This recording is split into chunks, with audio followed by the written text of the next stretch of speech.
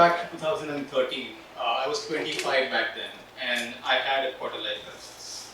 So I said, what do I do now? I used to climb at that point, so should I do Everest? No, I can't do Everest. It's a lot of dead bodies out there.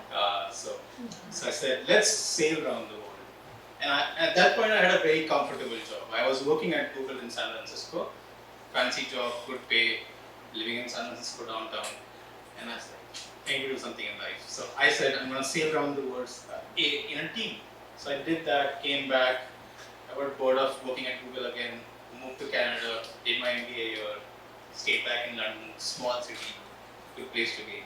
I'm 32 now. It's 6 years since I've sailed in a yacht race, and I have a midlife crisis already. I'm not right there, but I already have the crisis. So again, I thought about the same things. Mount Everest, no, a lot of people dying there. Do I want to cycle around the world? No. Do I want to do an extreme marathon? No. Both my knees are busted. So sailing is the best thing I can do, so I should just go sail again. And then this race comes up, which is a solo, non-stop round the world, unassisted, without any modern technology. Only 6 people in this world have ever done this. So I was like, okay, so let's do it. So, but why am I doing it? Because sailing is fun. I've been sailing since I was 10 years old. And when you're out there in the sea alone, when you're sailing solo, the sea is your entire universe. And it's like just you and the sea. But the problem there is, for the sea, you're no one. It's indifferent to who you are. It's always trying to kill you.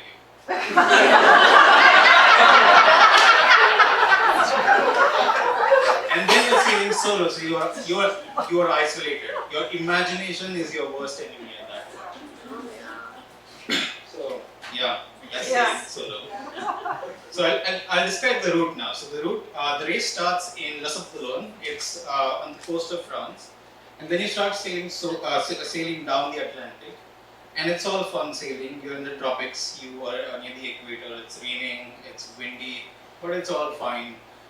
It's nice and warm, you're sailing, but then you're going south, and as you hit the Cape of Good Hope in South Africa, and you turn east, you are all shit hits the fan at that point. You are in a band of weather called the Roaring 40s. So the Roaring 40s, if you can imagine the globe right now, there is no land impeding that weather system. So it's continuous storms going all year long in that 40s. So you are in that bed for 6 months after that.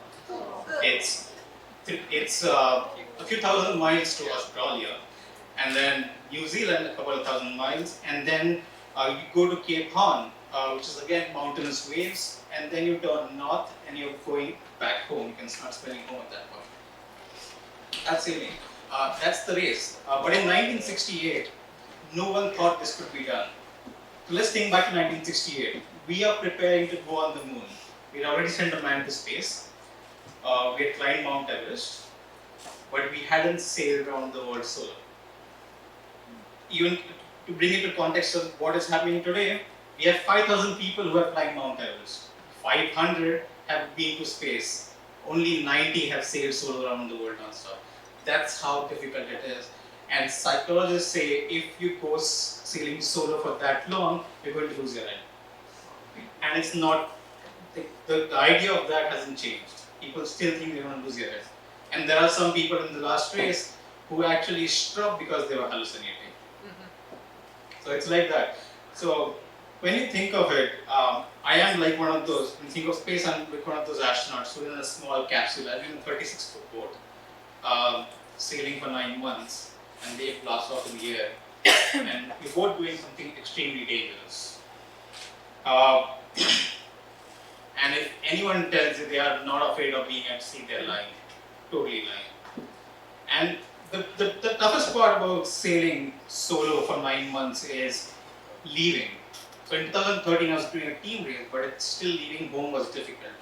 When my mom came to leave me at the airport, I cried, she cried, and it was difficult. She didn't want me to go. But it's people like me. For us, when you have to choose between your loved ones and something that you want to do, it's always about your own life. It's always about that, because sailing is so much fun. Sailing out at sea, being out at sea for months together is beautiful. When you climb up that mast, so the mast of the boat I was sailing in 2013 was 90 foot high. So when you climb up that mast and you see around, it's the sea, it's the wind, it's the sound, it's the wildlife. It's just beautiful. And when you look down, it's how the boat is going through the waves. It's the play. And then when you hit the storms, it's the water just being thrown on your face. You are being thrown around. It's the spray.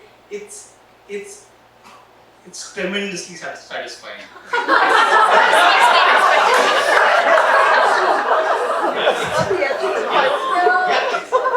It's satisfying. And then think about it doing that solo. When you're doing that solo, it makes you look inward, and it makes you understand yourself like you've never understood yourself before. And the sea and the loneliness at that point has a way to prey on your deepest fears at that point. And that's what you have to confront. It's not only about the sea, it's about your own deepest fears, it's all your own imagination that you have to confront in that race. Then, it's a place called Cape Horn. It's the southernmost tip of South America. It is, if you ask any sailor, anyone who goes out to sea, and you say the Cape, they will mean Cape Horn. No one cares about the Cape of Good Hope, no one cares about Cape Leuven. It's all about Cape Horn. Cape Horn is where the waves converge and the waves become massive. So think about it. You're driving a small truck or a big truck, and you're being followed by a 12-story high building which is falling on you. You're trying to escape this.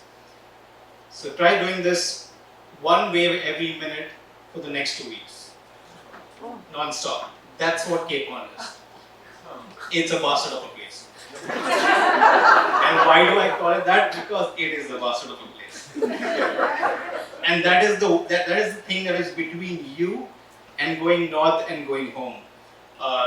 Because once you hit the Atlantic again, you're fine. I don't think anyone can mess that up at that point. You can see it all the way around the world. So I've been stressing on this word alone a lot. Why is this all about being alone? Because everything that goes from preparation to sailing is all about being alone. It's all about the frustration that you will feel. It's all about how your mind is going to react, how you're going to react to the food when you're alone. It's the exhaustion that you will have to deal with. Waking up every 2 hours and sleeping 2 hours and waking up 2 hours. It's all about that. And then when you're alone, it's I forgot what I said. So and then it's okay. When you're alone, it's you forget everything. And when you come back from a race like this or for a journey like this, and even when I came back from the yacht race with the team on board, it was, you are a changed man. What mattered to you when the race started does not matter to you when it ends. And if you are going into a race like this, or even a journey like this, thinking it's about the money and it's the fame, it's going to break your neck. And it absolutely has done to other people. And I'm not going in it, I'm actually going in it for that. I want the fame and I want the money. But why do I want to do this?